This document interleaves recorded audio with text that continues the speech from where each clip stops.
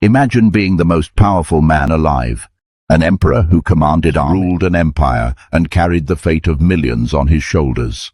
That was Marcus Aurelius, but behind the marble statues and the golden throne was a man tormented by chaos. Plagues ravaged his empire, enemies pressed on every border, even his closest allies betrayed him. And yet, through it all, he wrote words not of despair, but of peace, words that still echo across time, calm, steady, unbroken. How did he do it? How did Marcus carry the heaviest burdens in history and still walk with serenity? The answer lies in a single perspective, a way of seeing that makes even your greatest problems feel small. Marcus called it the view from above. And once you master it, nothing in life will ever overwhelm you again. Think about your own life. A missed deadline, a cruel comment online, a friend who suddenly stops calling. It feels heavy, doesn't it? When we're trapped inside our problems, they grow enormous. A single failure can feel like the end of everything. A single betrayal can feel like a knife to the soul. We wake up replaying the insult. We go to bed worrying about tomorrow's bills. Our mind magnifies these moments until they see the entire universe. But here's the truth. They are not the universe. They're just fragments, fleeting moments, small storms. The problem isn't the problem itself. It's how close we're standing to it. Your eyes are pressed against the wall. All you see is stone. Step back, and suddenly you see space, sky, and freedom. Marcus understood this, and it's what led him to one of his greatest mental practices. In his meditations, Marcus often imagined leaving the ground behind. He pictured himself rising above Rome, above the armies, above the noise of politics and war. He imagined seeing the city shrink below him, then the mountains, the rivers, the oceans, until Earth itself became just a pale dot in the vast night sky. From that height, what is an insult?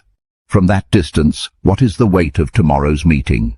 Even the greatest heartbreak becomes a flicker of dust in the endless flow of time. This is the view from above, a mental exercise that shrinks problems by reminding you of the bigger picture. Modern psychology calls it perspective shifting. It's the ability to reframe your struggles, to place them against the vastness of existence, and see them for what they truly are, temporary. And once you see this truth, your grip on worry begins to loosen. Principle 1. Zooming out shrinks the chaos. Imagine scrolling through social media. One negative comment catches your eye, and suddenly your mood is ruined. You forget the 100 people who supported you, and you fixate on one line of hate. This is the trap of zooming in too close. Your mind shrinks the world down to a single problem until it consumes you. But Marcus teaches the opposite. Zoom out. Think of your life not as a single moment, but as a story stretching across decades. Think of your struggles not as the world, but as one ripple in an ocean of billions. When you zoom out, chaos shrinks. You remember that the failed exam, the broken relationship, the financial setback are all small in the vast landscape of time.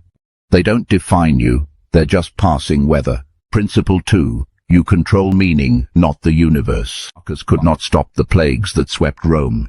He could not prevent betrayal. He could not control whether tomorrow brought war or peace. And neither can we. We can't control traffic, the market, or the words people throw at us. But what we can control is meaning. We decide what story we attach to each event. Modern psychology calls this cognitive reframing. A rejection becomes fuel for growth. A failure becomes training. A delay becomes patience forged in fire. Marcus wrote, "You have power over your mind, not outside events. Realize this, and you will find strength."